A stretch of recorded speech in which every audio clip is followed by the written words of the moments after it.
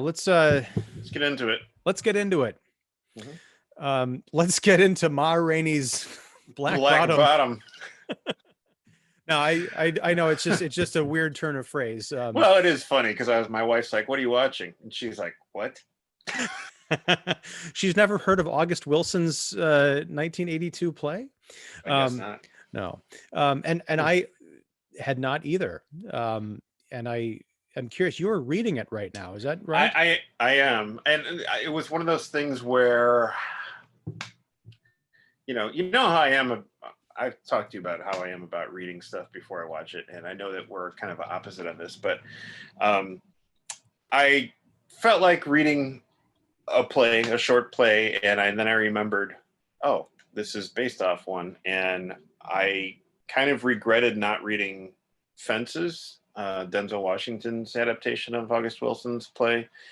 Denzel Washington, I think he co-produced this or executive produced Ma Rainey, but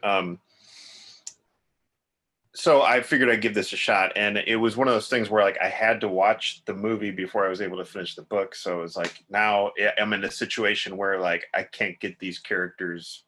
I have a visual for this play, so that's pros and cons. That's a good and bad thing. The interesting thing is back in '82 when this came out, or when I think it premiered, Charles S. Dutton played Levy, which would have been very interesting, and we'll talk about that character in a moment. But I think that the play opened on October 11th in '84, actually. Oh, okay. So interesting, or maybe it's a 1982 play, but it premiered there in '84.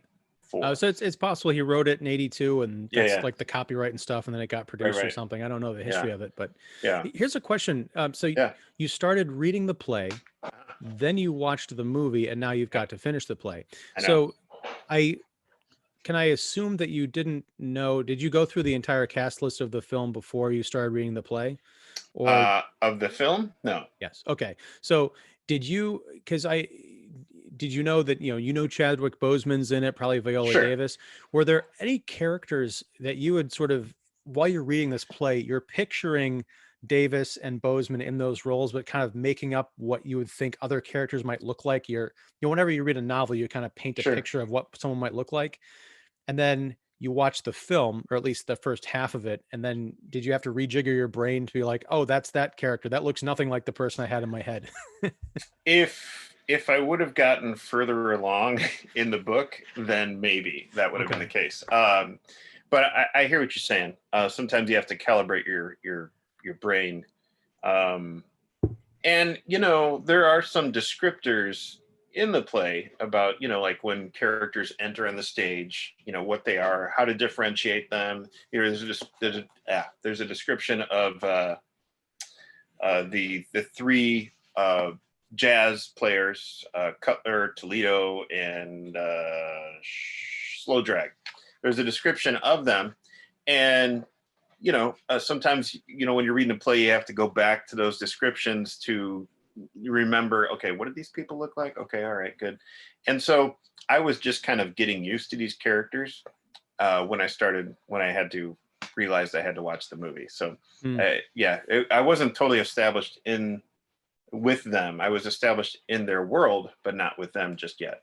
Okay. Yeah. Just, I don't think I've talked to someone who's had that particular experience before, of like starting with the book or the play, watching the movie, and then having to go back. So I was just curious. It's not really apropos of the movie itself. It's just a point of curiosity on my part. Right. Here's another question. Towards the end of the film, we get the standard, this isn't really a biopic, even though Ma Rainey was a real person. It's a fictionalized account of, an incident that may or may not have happened in Chicago in 1927. They show pictures of Ma Rainey and her band. Yeah. Did they all look, with the exception of like one, maybe two people, they look kind of like kids, like young black men. Whereas in this film, it's pretty much Levy is it. He's, I think they established he's 32. And then the rest of the folks, like Glenn Turman is, he's a senior citizen. And was that Coleman Domingo? He looks like he's probably in his, 40s. I just wondered if that was if the descriptions of the characters in the play were younger or if they were older, as we see in the film. They really don't go into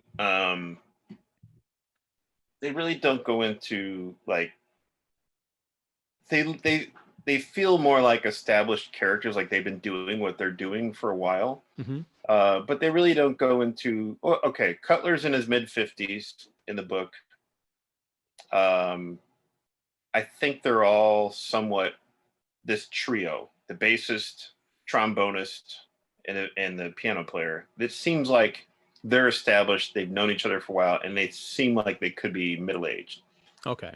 Yeah. So the reason I asked is because at the end we do see that photo or those photos of Ma Rainey, and it's that might not be the band that we were just watching in the because it's a fictionalized. I think it's a fictionalized account and a fictionalized group that's interacting with a real life figure in a fictitious story. So that's why it's kind of jarring to me. It might not be at all based on real life, but it was just strange to see those photos. I'm like, who are all these kids? It may not be. And I was looking at that too. And I'm like, well, one of those, the younger one looks like it could be her nephew, like the actual age, maybe. But it looks like, for all intents and purposes, August Wilson kind of aged up his cast here, or his characters. And that could make for more interesting because they, have more life lived behind them. I also think too, I was looking this up, and I think Ma Rainey died in 1939 at age 53. And in those end credit scenes you're talking about in the 50s, I mean, even she looks young in that black and white photo, younger too.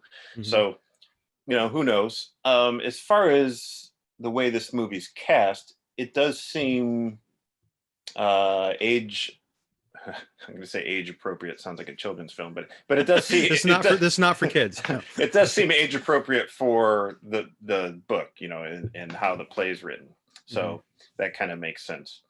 I like that this is a play about sort of generational conflicts, and I love the cast here. I just wish I were crazier about the story. And we can kind of get into that. Yeah, I'm feeling you.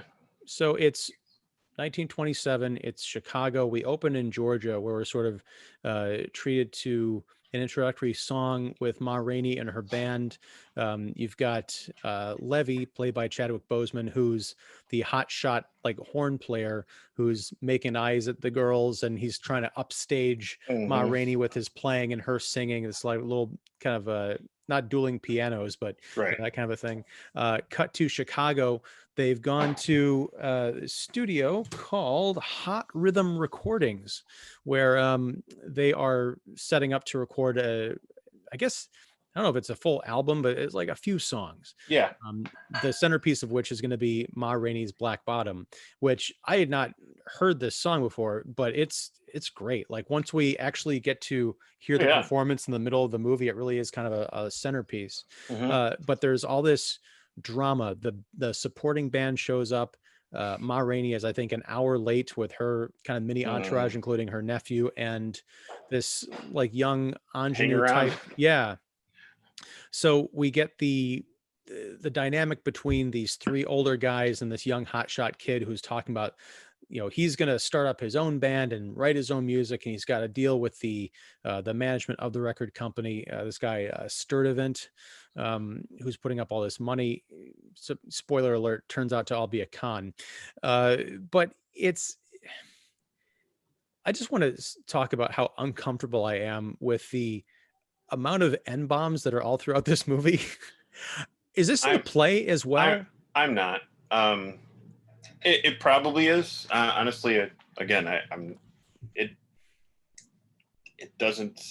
I haven't gotten that far, so it doesn't seem like. I'm not really, because of the fact that it's a period piece, and I think that's it. I feel like it's distinctive to this kind of interaction between these guys. Well, but here's the thing. I've never seen a period piece outside of probably Django Unchained where characters use that language that frequently. I mean, it sounds like something that you'd see in a modern like neighborhood gangster picture. Right. I mean, you do have make a point there. I mean, I think the only time I've heard this many would be early '90s Boys in the Hood type, New Jack City type stuff. Well, but that's sort of my point. Yeah. It feels almost like an anachronism. Now, I don't know about this, the history of these characters of that time period. Maybe they were slinging that word around so much, Mhm. but especially because this was a time, and I'm totally ready for someone to call me out here in the comments or email me or whatever and kind of set me straight. But it feels like a weird thing for Black folks to be throwing that word around at each other in a time when they're actively being called that as a term of derision by white people. I understand the 90s and the 2000s context of sort of trying to take that back in Mhm. some way, Right. especially because now it's a term that white people cannot use, and that Right. sort of shifts the power dynamic of that word. But it's just something very anachronistic about listening to it. And it's sort of like an F-bomb. When you watch a movie or you watch a stand-up comedy routine and you hear that flying all over the place, it's like, do you have anything else that you can say? Hmm. Besides, especially because it's not just the Levy characters like the young punky upstart, it's everybody in this movie except for the white people who show up. Well, that's a good thing. Yes, but it's yeah, it was very off-putting. I mean, it's not a term of endearment. It's more of a I don't know. It's like the word man. It's like, Yeah, the yeah. way it's thrown around. I would assume it's supposed to build this level of familiarity or camaraderie. I don't know. Once I started hearing, the more I started hearing it, the less I started. Maybe this is my desensitized brain, but the more I got bugged by it. Yeah, I just kind of got used to. Okay, well, this is what we're gonna do here. Hmm. I don't know. I think that for me, the characters were, at least the the musicians were a lot more interesting to me, so I was pulled in by them instead of necessarily what they were saying. When you say the musicians, you mean the trio or the quartet? I'm talking about the folks who played instruments, Well, musicians. I mean, like I'm talking about the three senior guys or them in combination with Levy. All of Yes. them. Hmm. Oh, the quartet. Hmm. Yeah, Okay. yeah, yeah. Yeah. Now Levy's got a big chip on his shoulder. He thinks Hmm. he's a hot shot. We've seen this story kind of before. Hmm. Uh, and there's a great kind of generational contrast, as I mentioned. Um, I'm kind of curious to read the play now Yeah. because I'm wondering if there's more to it than what we get in this film. I kind of hope there is, because aside from the three older guys, I didn't like anybody in this movie. I thought Mm. Levy was a problem. I really hated Ma Rainey, and I think it reminded me of another Chadwick Boseman movie, Get On Up, which I couldn't stand, Mm. not because the performances were bad. It was almost the performances were so good that I was like, I understand the musical significance of James Brown, but if Sure. he was like this in real life, I don't want to spend 2 hours with this monster. And I Yeah. didn't, Ma Rainey was belligerent and she held everything over everybody. And I kind of understand that because of, the time and everything. Sure. But as a piece of watching this, I'm like, lady, I just want to, kick you out on the street. I don't care how talented you are. Nobody deserves this much harassment. I don't Right. care if it is the, evil white manager, the guy who owns the recording studio. Hmm. Like, what's going on? Yeah, it's interesting. I mean, the two white guys who ran the booth. One of them was the owner of the record label. The other one was the manager, Ma Rainey's so-called agent. Um, I, usually I would assume they'd be painted, with broad strokes, evil white guys type thing. And I mean, honestly, I felt kind of bad for them, just because this is rough to deal with and we've seen movies, and we've heard, I'm sure we've read stories where we come to know that the musicians in the studio, not necessarily session musicians, but which are pretty much those that trio, or pretty much session musicians, but the musicians and the divas and the egos that go into the studio to record an album are often quite problematic. And I think regardless of who's running the booth, regardless of who's managing or overseeing the recording session, anytime a diva or somebody with a huge ego and is very demanding is in front of the mic, it's going to be most likely a hard time. And that's what we have here.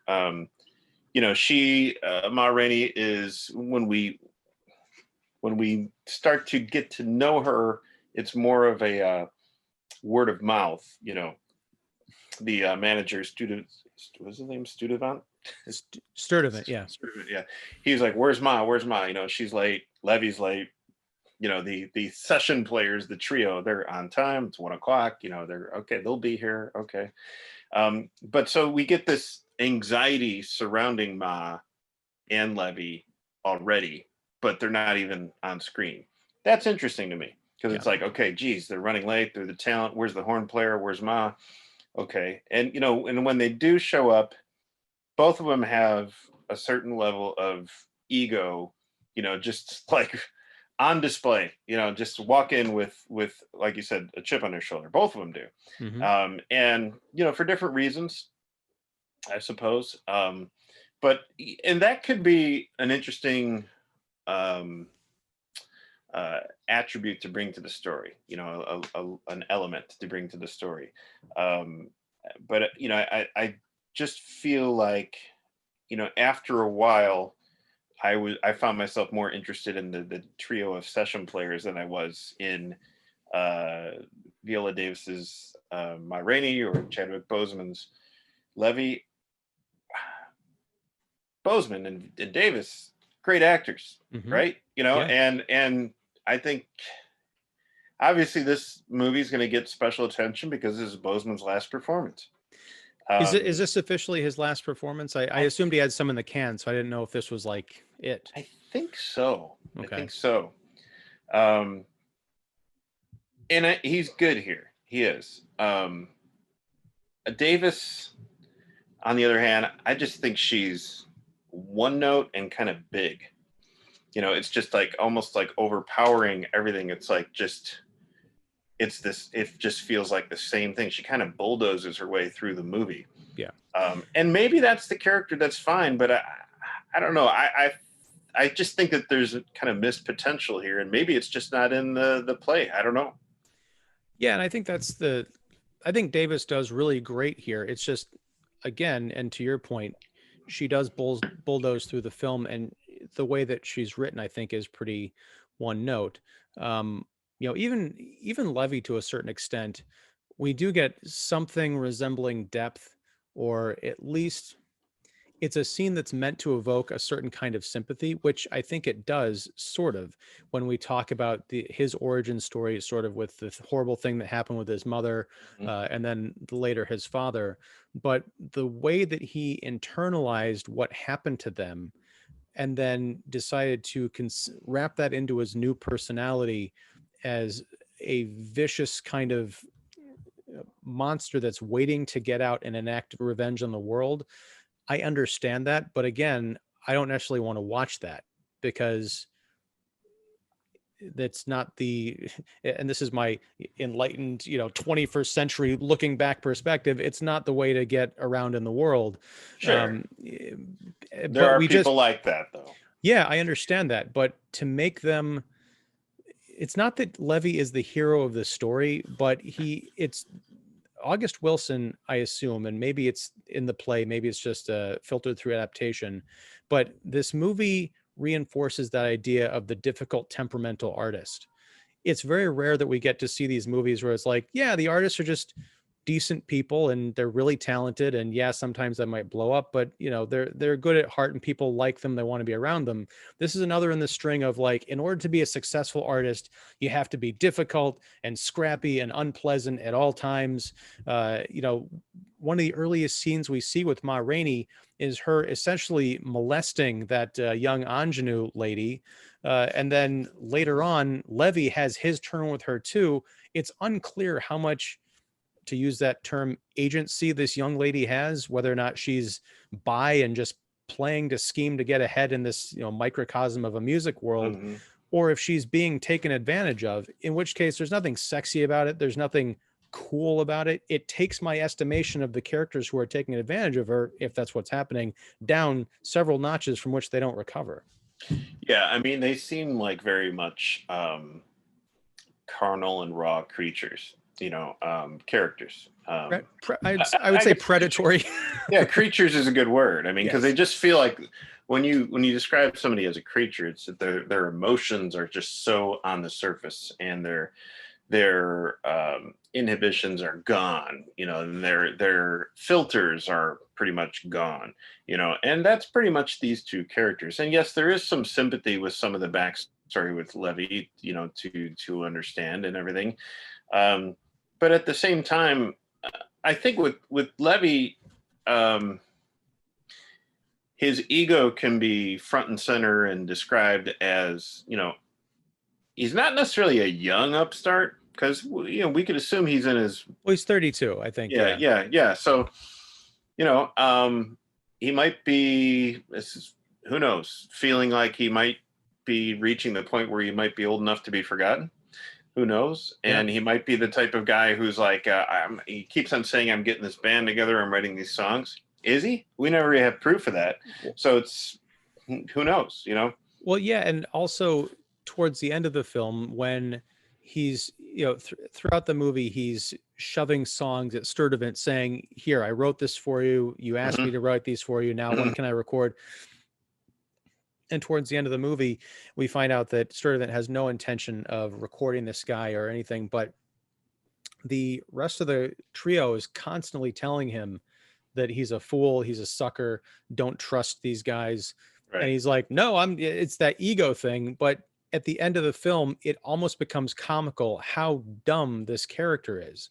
And I can't explain any of that, because on the one hand, he seems very cunning and very self-aware, but on the other hand, like, am I supposed to feel heartbroken when he suddenly realizes after all this time that he's been played for a fool? I just can't. I get that. I think for me, um, I as soon as he started to pull a knife out, I was like, "What's going on with this guy?" Because I mean, and it's not just that final scene, you know, the fatal knife encounter, but the first time he pulls it out on Cutler, I was like, "What's going on with this guy?" You know, I mean, if I was those three session players, I'd be like, "All right, let's get out of here." Um, Well, especially because I get the feeling that they've been playing for a while. I A I little, think the three have. I think Levy's. It seemed like he was not totally new, but like recently added. yeah. And There's a little bit. It's kind of fuzzy how long they've yeah, been playing together, because they seem to know each other, but they were still trying to feel each other out. So right. I don't know, but yeah, I agree with you. When the knife comes out, it felt very much like It's like a what? play. He's like soliloquizing and, you know, waving it around and Yeah, everything. And I think that was more to establish that there was a knife so that the climactic scene could right, happen without people right. going, "What?" And kind of, you know, just very high drama all of a sudden, like very kind of unearned in a way. Hmm. I do like um, what Boseman does with the character, as far as you could tell he's this is a this is a man, a young man, I guess. Well, 32. This is a, he's younger than me. This is a guy who he can't sit still, and you can understand, like, physically he can't sit still. So uh, it almost manifests itself. You get the idea that internally he can't sit still either. Like, he is not. It's almost like he is telling everybody what he's planning on doing to almost convince himself. Yeah. you know, and internally he's restless. I get the idea, and I think that that's you know evident of a good performance. I think, you know, it's like when you can kind of tune into that, there's like something going on underneath there. Yes, there's the physicality and everything, but you know, he is almost like, you know, what do you call it, pacing the cage, you know, just kind of Mm. internally, just like you know, I mean, you see that physically, where they're in this kind of rundown basement recording practice room, and there's a door that seemingly goes nowhere, but he keeps on going back to that door. Like Because it's he not the ins entry, it's not the entry door, but he thinks this should be an exit door. And when they first came into this room, they're like, wait, this is a different room. And you get the idea that maybe they've been there before, but I don't know. well, he Um, insists that that door was not there. And yeah. so when he keeps going back to it, I mean, I'm reading The Shining right now, the Stephen King novel. So Okay. part of me was like, are are they all dead or something? Is this like a metaphor for limbo? And is the door actually there? Is he just seeing a door? And I don't know. Well, and I think that's very interesting too, because it's like, why does he constantly want to get out? You know, because I mean, he's there to make his stamp, right? But it seems like even when he's having just a casual conversation, or what should be a casual conversation with these three guys who are older than them and have more experience, he is constantly shifting around. He's flaunting his new shoes that he just bought, and he's, you know, kind of, you know, polishing his trumpet and bragging and about what he can do and what he plans on doing. And then he constantly goes to that corner and tries to open that door. And it's interesting because eventually we do get that door open. And I was, while I was watching this in the movie, I was wondering, I was wondering how did this play out on the stage? That would be very interesting. But when he opens that door, it's almost like an empty elevator shaft. I mean, there is sky that's, you know, outside and everything, but you don't know, like, what was this door ever used for? Who knows? But it's interesting that here you finally open your door, this door that you wanted to open, and you're still trapped. Mhm. You know, it's very interesting. Yeah, and I wish there had been a bit more. I just wish there had been a bit more to this character, a bit more introspection, and not just rage. Because Right. I get it; it works as a metaphor, but it's a metaphor that I've seen in you know restless young black men movies for decades. Yeah. And I just, when you're talking about something that's going on in 2020, I just need a bit more context to it, because otherwise I'm Hmm. like, yeah, I got the lessons this movie was trying to teach me 30 years ago. Yeah. um but again, people are remaking movies all the time for the next generation, so maybe that's what this is for. Right. uh but this is also not a movie for young kids, I don't think so. I'm like, I don't know who this is trying to teach a lesson to, unless the purpose is simply to adapt the play to, I guess, the small screen. Well, it's interesting you say that because I think the draw of this movie is the fact Black that Panther. well, yeah, Yeah. I mean, really, I mean, the fact Right. that Chadwick Boseman just died. Yeah. So people are going to be like, okay, let's see his, you know, supposed, like, you know, we think his final performance. And what's really interesting is the physicality he brings to this. I mean, obviously, this being his last role, you know, cancer ravaged his body. He died from cancer. He doesn't seem. I mean, it's amazing. I mean, his energy in this performance is pretty impressive. I Yeah. mean, 'cause, we don't know where he was at as far as, you know, illness and treatment here, but still, we know that, you know, cancer can definitely ravage your body and just make you, you know, you lose weight, you get, you know, get thin, and you get, you know, weak and fatigued. Um, he does not look, you know, as bulked up as he did in Black Panther or anything like that.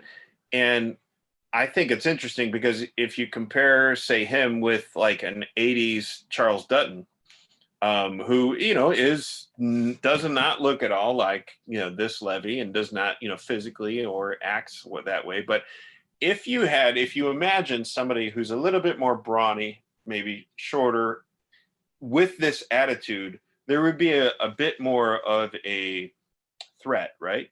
Mm. Um, I think with this though, it's interesting because he is kind of wiry and, you know, kind of loose in the performance, and very, like I said, restless. So I think there's almost an unpredictability of the character, like what is he going to do? Where is he going to go? Like why, and like I said, he pretty much has no filter, so he's just going to say what he thinks and feels. But I almost think like when it comes down to the physical threat or the anguish and resentment and anger that's brewing underneath, there's almost a stronger vitality to what we see in Boseman than and again, I haven't seen this character played by anybody else, but there's something about where Boseman is at in his life at this point where I really feel like I'm not saying he's playing to the rafters, but he's giving it all he's got here in certain monologues, where especially that argument they're having about God and how God intervenes and stuff. That was very compelling to me, I thought. But that's the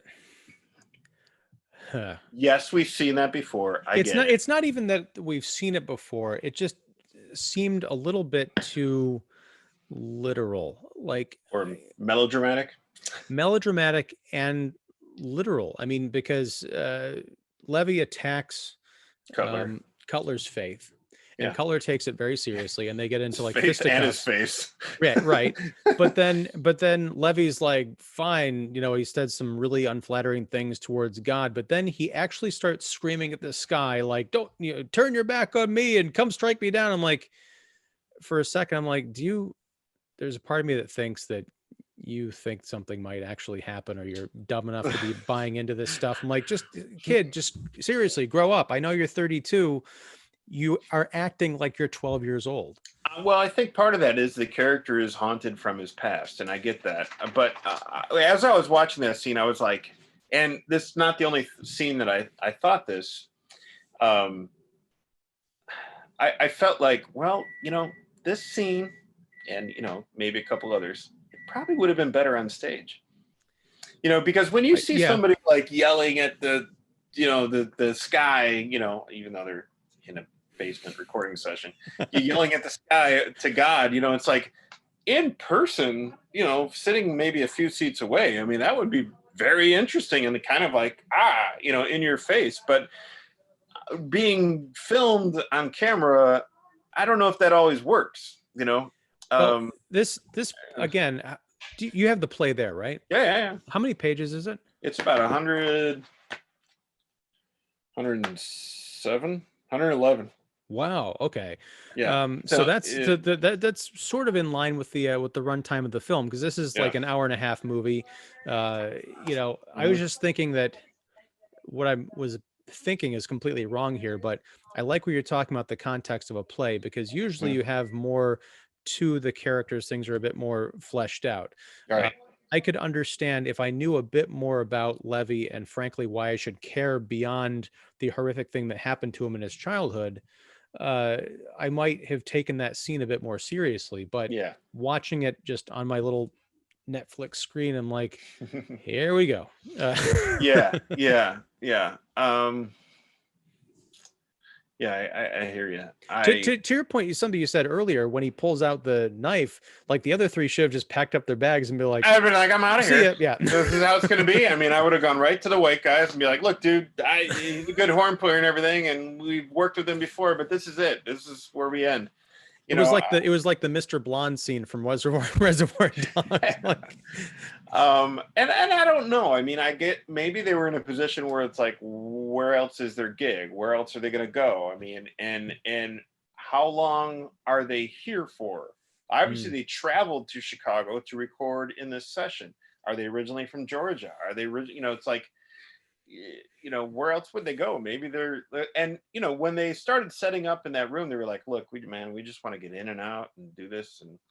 And I wish everybody would have been on board, because I think in and of itself, this movie would have been very interesting if it was just presenting some of the, the tension between session players and in the recording studio, especially of that time, and especially those who have transplanted from some other different geographic location up north to Chicago to record, because word of mouth is, blues was making its stamp in a place like Chicago. Yeah, Chess Records and everything, and so it's here these guys are like hoping to make a steady income here. So I think that there would be enough of attention there in and of itself. But I don't know. I feel like some of these characters are almost like too big for this story. Almost. I don't know. Well, I could have watched an entire movie about um, Toledo and Cutler Slow drag and and yeah. Slow Drag. Just yeah, kind of like what you're saying. Just watching them record a record. Because that's bound to have drama too. Yeah, I mean, well, let's talk about the nephew who has a stuttering problem, who comes in, and there's some real tension there because this isn't like recording music today where you've just got unlimited, file space on your computer. They Right, were right. recording onto wax records, and Yeah. there's a montage of them having to keep throwing the different takes into the trash and then resetting everything. Yeah.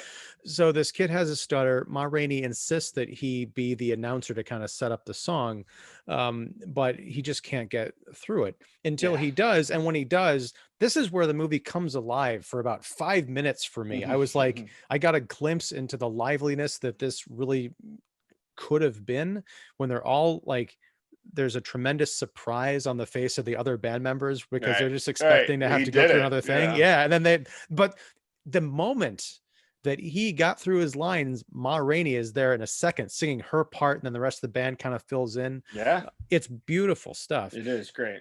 And then the immediate aftermath when they realize that there was a problem with one of the microphones. But again, that's fascinating stuff because they're trying to troubleshoot, and the wire was chewed up. I don't know if it's for the rats or something, but probably. I wanted to see all of this. I would rather watch an hour and a half of making a wax record, even if it's just a period piece narrative, not a documentary, a short. Hell, I'd watch it for an hour and a half. I'd watch them try and get it down than this other melodramatic stuff. The exception is that climactic scene involving the shoes. I gasped and I hand to mouth when Toledo gets it in the back. Spoiler alert. It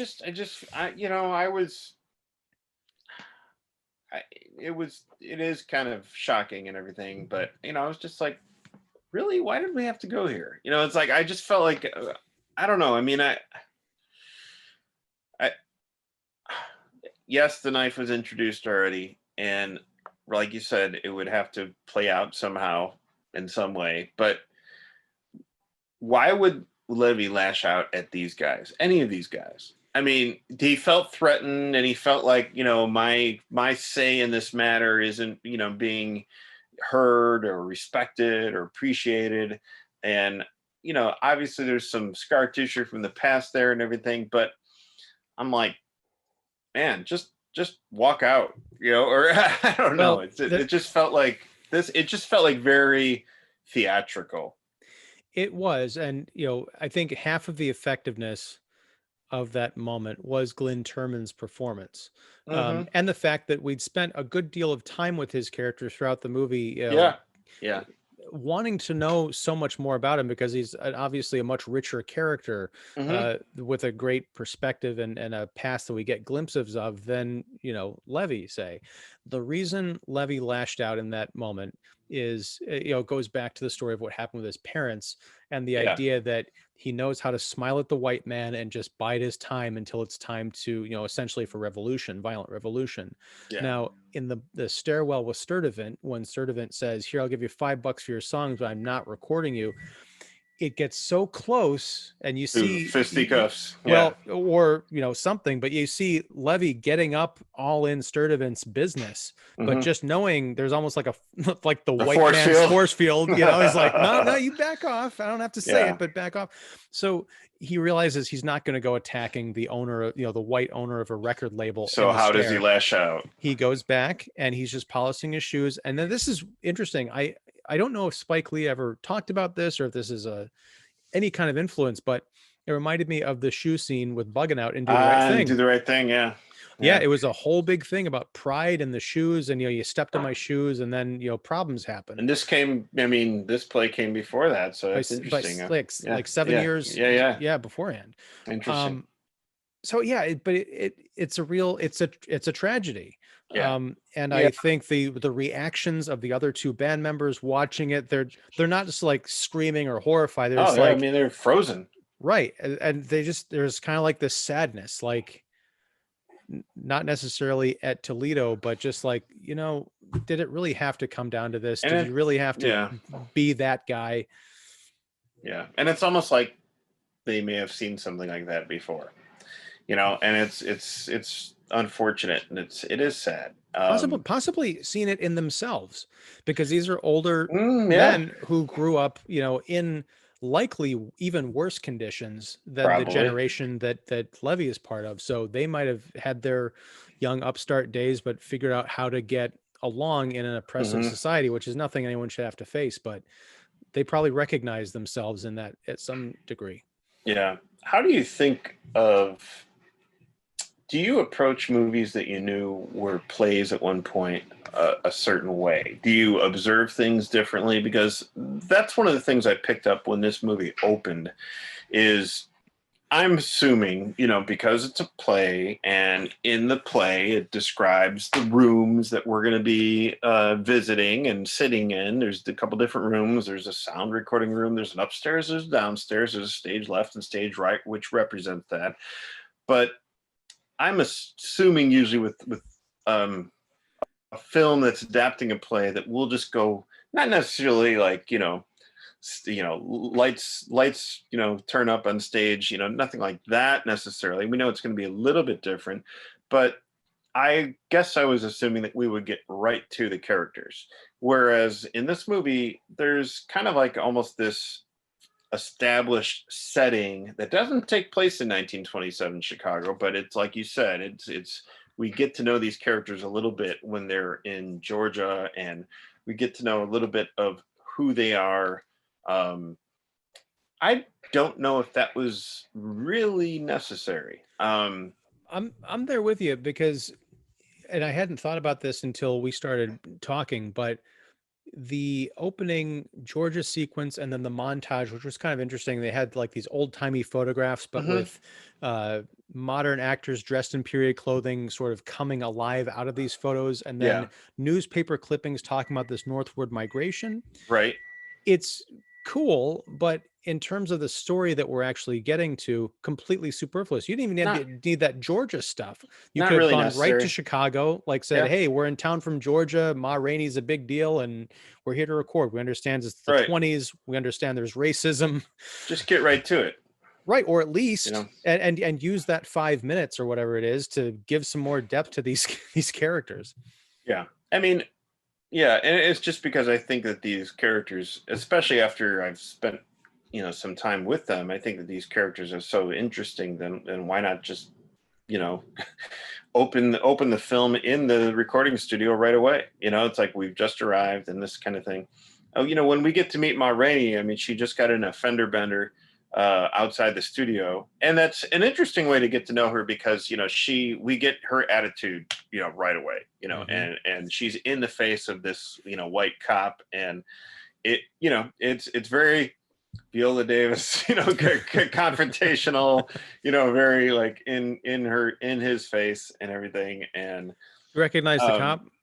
no, who was that? He, It looked somewhat familiar. he was the guy, I don't know the actor's name, but he was the guy in The Dark Knight who tried to blackmail Bruce Wayne. Okay, okay, okay. I do remember that. Tried to blackmail. Was it the guy who tried to blackmail him like through? Through Lucius Fox, yeah. Yeah, yeah. Okay, Morgan okay. Freeman's like, and Yeah, your plan is to blackmail this man? right, Good right, luck. right. Um, and I think, and maybe one of the reasons why I wish that it would be, I understand sometimes films that are based on a play do feel like very theatrical. I almost feel like this movie would have benefited from being even more theatrical. Just because, like, some of the outside shots of 1927 Chicago just seemed almost kind of superfluous of the main story. you know, like establishing shots and, you know, L train stuff and street scenes. I'm like, I think what's so interesting about the high drama of this story is sitting in a studio trying to get a record done and try and get a good take and trying to get, you know, trying to deal with attitudes and the tug and war of, you know, interplaying with musicians and agents and managers and, you know, Ma Rainey not wanting to start unless she gets a Coke, you know, it's like, you know, there's, I think that in and of itself is enough drama as far as like a location and a setting.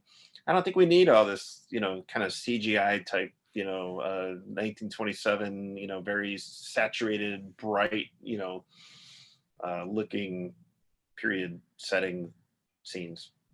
Yeah, and I think that's a great point, because when we do get those establishing shots, I was taken out of the movie because, you know, we live in Chicago. Yeah. Um, I I love looking at old photographs Yeah. and that kind of stuff. But when I was looking at their depiction of the city, I couldn't tell how much of this is a set versus green screen. Is this a backlot somewhere that's been partially gussied up to look like, you know, look period?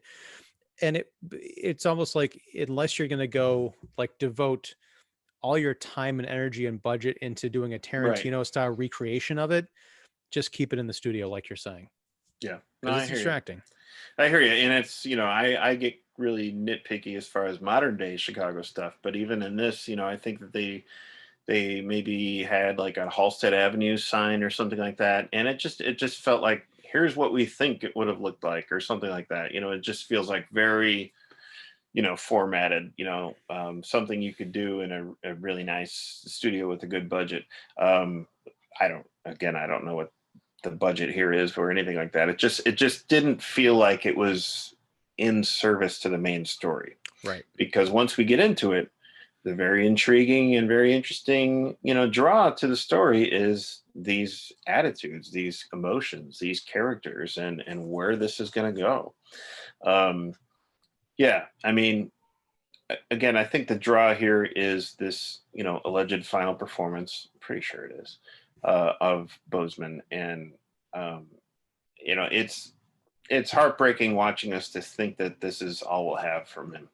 I would have loved to have seen what more he would have been bringing to the audiences.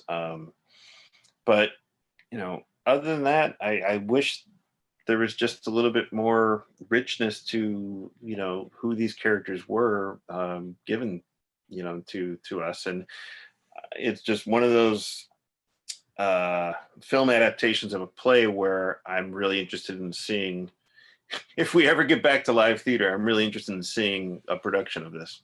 You know, and I would go with you, Yeah. honestly. And it's something that, you know, it's an impossible question to answer, but this play was, you know, written and produced almost 40 years ago. Mhm. Uh, I don't know how much of this screenplay, which was, you know, it's an adapted screenplay, was completely faithful to the play. If they had added more nuance or tried to not modernize it, like set it in 2020, but modernize it in the sense that there are very complex issues of race, not even just like, you know, internal external race relations, but, you know, conversations about, you know, blackness within America, particularly in Sure. this you know, in the year 2020. I think there's room to carry that metaphor even back into the past. We get a bit Right. of that. It's sort of the struggle of the young, you know, hothead who wants to sort of burn everything down versus the older generation who's like, there's stuff here to preserve and there's nuance to our history, and we have to figure out a way to, for lack of a better term, get along within this system. Yeah. um that's pretty much all we've been talking about this year, aside from Hmm. COVID, and I'm totally down for that. Yeah. But I don't know if you can like do that to the August Wilson play without getting accused of destroying the play. Like, who are you to add all this, you know, an extra 100 pages of dialogue? You know, forget that. Right. And you're always, no matter when this is going to come out, you're always going to be seeing this in a lens of where you are today, and how relevant it is, and how either does it come across as dated, or have we moved past this? Have we overcome certain things? Well, maybe, and maybe not really. Yeah. You know, so I think that it does touch on a lot of, you know, as the back of this book says, black rage, the Black rage of racism, of the self-hate that racism breeds, and of racial exploitation. I think that some of the conversations that these musicians have, it's there. I just wish that it was emphasized more, explored more, because that just seems like very interesting. Because when you have conversations like that between musicians, they become more than just musicians, and they become like whole people, and that's pretty interesting. Even if Ma Rainey's remains a one-dimensional character, that's fine to me. But it's I think what's interesting is these kind of supporting session players who we just usually see in the background. To give them a spotlight and to give them humanity is very intriguing and interesting to me. Yeah, and I think one bit of humanity that I would have liked to have seen explored, and this is not the movie for that, but the closing scene of this film, the kind of coda, is Sturdivant producing Oh, Jelly Roll, which is the song that one of Levy's Levy songs. wrote, and we see entirely, like a 98-piece white band, Very doing this. manicured. Yeah, very manicured. I swear the guy who was singing this song was probably a blonde hair, blue eyed, singing this song. And it's kind of a cute little coda, yeah, because, yes, we all know that, the black music was appropriated and made more popular by white musicians. But it didn't quite sit well with me, because I wondered how Sturdivant's hands are dirty in this for sure. But in terms of the people who are performing that music, did they know that I'm it was sure they had no clue.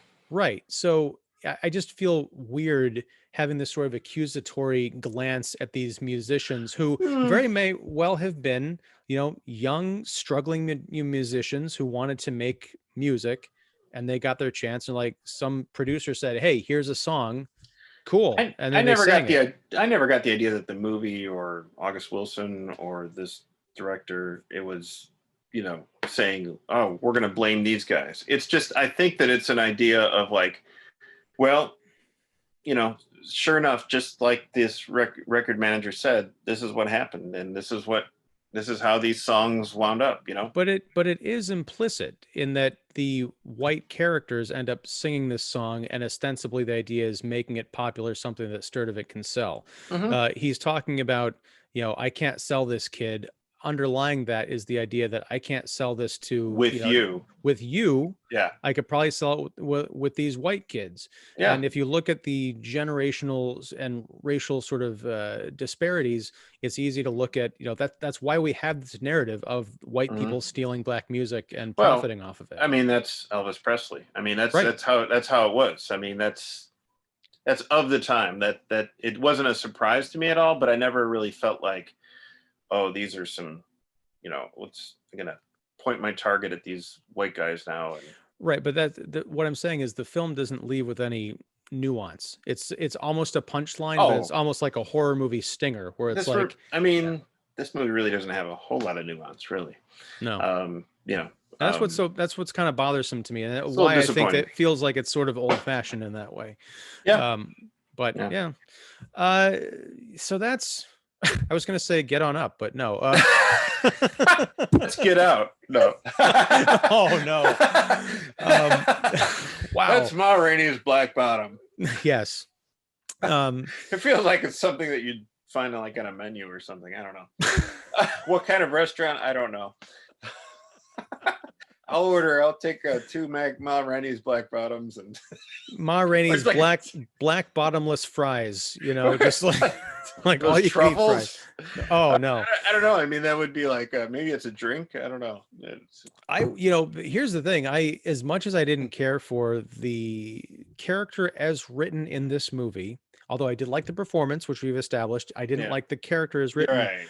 Looking at those photographs, and of course the publicity photographs, she didn't look crazy. She didn't look mean. So I'm wondering, is there more to this real life person? And I would love to see an actual biopic, a documentary about a dramatization. I want to see that without the fluff and the weird commentary. Yeah, I'm open for that. Yeah. But I hear you. I'm ready to close this conversation, and I really appreciate you jumping on with me again to talk about this this film, R.I.P. Chadwick Boseman. what you were saying about this being his last performance and we're not going to get any more from him. Yeah. One thing that stuck out to me is the older actors he was performing with in that quartet, or yeah, the trio. Mm-hmm. I kept thinking, Did they what would have know? Chadwick? No, not what would they? What did they know? And when did they know it? But what would have Chadwick Boseman have been like at Glenn Turman's age? Oh, geez, Like yeah. just amazing. Yeah. You know. Yeah, it's sad. Yeah. Ugh. So, worth checking out for I would say number one for fans of blues, and the music, Mm-hmm. but definitely for fans of these actors or the actor. Yeah. Yeah. All right. Well, thank you again, sir. And we'll talk about another movie at some point very soon. Thank you. Take care. See ya. Bye.